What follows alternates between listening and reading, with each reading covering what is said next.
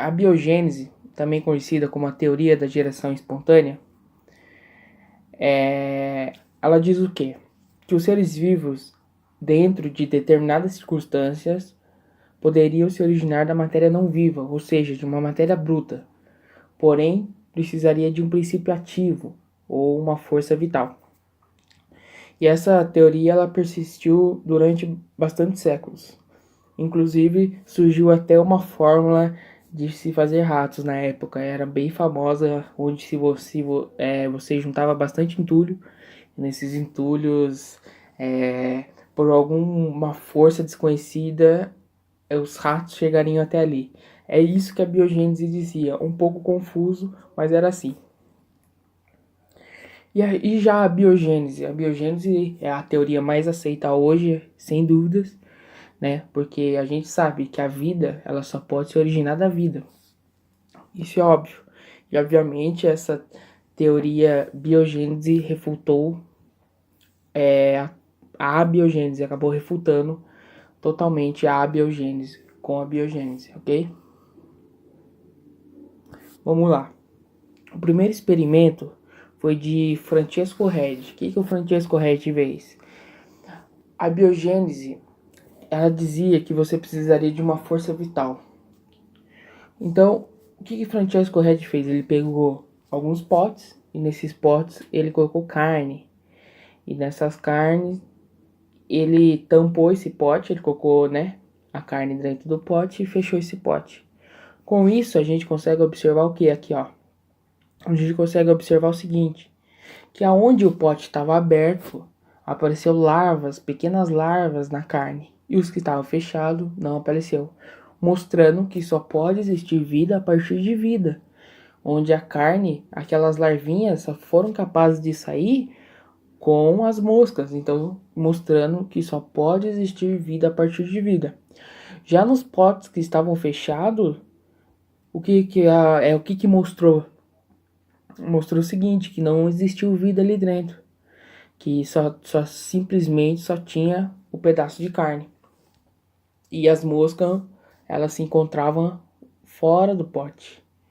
Obviamente, refutou a ideia da biogênese, porém o que eles disseram na época? Não, quando você fechou o pote, você fez com que essa força vital se apagasse, não se renovasse.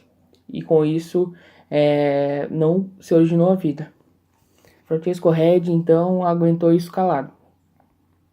E aí vem outros dois cientistas que mostrou o seguinte. Na mesma época do experimento de Francesco Redi aqui, o que mostrou? Que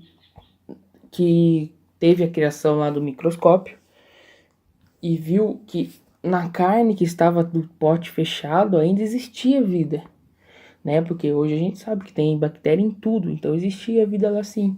Então, existiam outros dois cientistas que mostraram isso de um jeito diferente. Needham, primeiro, ele era abiogenista, né? E ele que criou essa teoria do princípio vital. Então, o que ele fez? Ele pegou um pote, ponhou uma sopa nutritiva, esquentou essa sopa e depois de algum tempo ele viu que existia vida lá dentro. Aí ele mostrou lá, tá vendo? Existe vida nisso. Então, com esse experimento de Needham, a biogênese ganhou muita força. Porém, Spallanzani, ele fez diferente. Ele pegou o mesmo princípio de Needham, ele esquentou o pote, porém ele tampou, né? Ele tampou o pote. Ele viu que não tinha vida lá. E depois, quando ele destampou, obviamente as bactérias entraram e surgiu a vida. E acabou tomando força aí a biogênese. Porém, o que eles disseram na época? Falou para Spallanzani que quando ele esquentou o vidro, ele esquentou numa temperatura maior. E quando ele tampou, a força vital não conseguiu se regenerar. E por isso que não houve vida, né? Mas aí vai vir um outro cientista que, cansado dessa ideia de força vital, vai explicar melhor pra gente. Que é o Louis Pasteur. Bem, Louis Pasteur, ele vai fazer de um jeito diferente. De vez ele colocar simplesmente tampar, ele colocou um pescoço de cisne no frasco, né? Ele colocou lá um pescoço de cisne.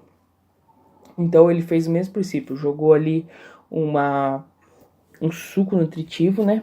E jogou ali um suco nutritivo e colocou o pescoço de cisne, esquentou e deixou. Obviamente que nesse pescoço de cisne era impossível de entrar bactéria, né? Era impossível de entrar bactéria. E obviamente o ar entra por aqui normal.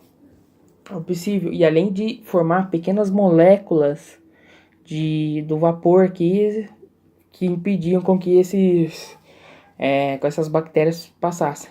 E aí Louis Pasteur refutou totalmente a ideia da abiogênese. E ele acabou com essa ideia da abiogênese, refutando ela de forma aplaudível. Tá, com isso, a gente vê que a biogênese, ela mostra pra gente a tal teoria, só que ela não fala de verdade da onde surgiu os seres vivos de verdade, né? Ela fala, ó, só pode existir vida a partir de vida, mas não mostra de verdade como aconteceu. Então, se a vida só pode surgir da vida, de onde surgiu o primeiro ser vivo? Aí a gente tem alguns questionamentos aqui, ó. Os primeiros seres vivos veio do espaço. Problema, não diz de onde surgiu o primeiro ser vivo. Apenas transfere o problema para o espaço. Essa é uma teoria que a gente até entende um pouco da panspermia. O que seria panspermia? Essa teoria fala com que a vida ela veio do espaço através de meteoritos. Por quê? Porque na Terra já foram encontrados pequenos pedaços de meteoritos onde tinham resquícios de vida, de pequenos resquícios de vida, onde mostrava que a vida poderia ter vindo do espaço, ok? Porém, também existiu a hipótese de Oparin e Haldane, né? Que é a hipótese da evolução gradual dos sistemas químicos, né? Oparin e Haldane, eles estavam discutindo, obviamente que eles nunca chegaram a se encontrar, mas eles estavam falando sobre a atmosfera primitiva, onde a atmosfera primitiva só poderia ter 4 gases, o CH, o CH3, NH3, H2O e H2, sendo que a água ela só poderia estar em vapor. Mas o que tinha nessa atmosfera primitiva? Era uma alta temperatura, tempestade, descargas elétricas, né, raios e bombardeamento com raios ultravioleta. O que aconteceu? Chegou um período que nessa atmosfera foi nessa atmosfera primitiva, como só tinha água em vapor, essa água ela foi perdendo a temperatura, foi ficando mais fria, com isso ela foi voltando no seu estado normal. Com isso formou lagos, né? E dentro desses lagos acredita que houve ali aminoácidos e com descargas elétricas acabaram surgindo aminoácidos que ganharam o nome de coacervatos. E a gente vê o seguinte, que nesta condição haveria a produção de compostos orgânicos, que transformaria os oceanos primitivos em uma verdadeira sopa. Tal hipótese só pode ser comprovada através do experimento de Stanley Miller em 1953. O que o Stanley Miller fez? Ele fez uma vidraria, né, uma vidraria ali onde formaria um círculo e aonde cada setor dessa vidraria ela indicava algo. Por exemplo, aqui era o compartimento do oceano, aqui o compartimento da atmosfera. O compartimento oceano, ele dava a ideia da água ali. O compartimento da atmosfera dava a questão dos gases, do N2, NH3, CH4, CO2 e H2O. Os elétrons que eram emitidos nesses raios e tinha um condensador. E aqui nesse meio termo existia a recolha dessas amostras. O que seria essas recolhas? Essa recolha da amostra. Quando ele fez esse experimento nessa vidraria, ele viu que aqui saíam pequenos aminoácidos. Todo mundo sabe que aminoácidos são a menor partícula da proteína. Ou seja, estava saindo resquícios de vida daqui, desse compartimento. Aqui, então era todo um círculo que ele fez ali, todo um ciclo, né, desculpa, de uma vidraria, onde representava essa atmosfera primitiva, onde tinha água, onde tinha os elétrons, tinha a atmosfera e tinha onde recolher aquelas amostras e além que tinha o calor onde fazia esse vapor. Bem, pessoal, essa foi mais uma aula, espero que vocês tenham gostado, né? Fica aí um grande abraço.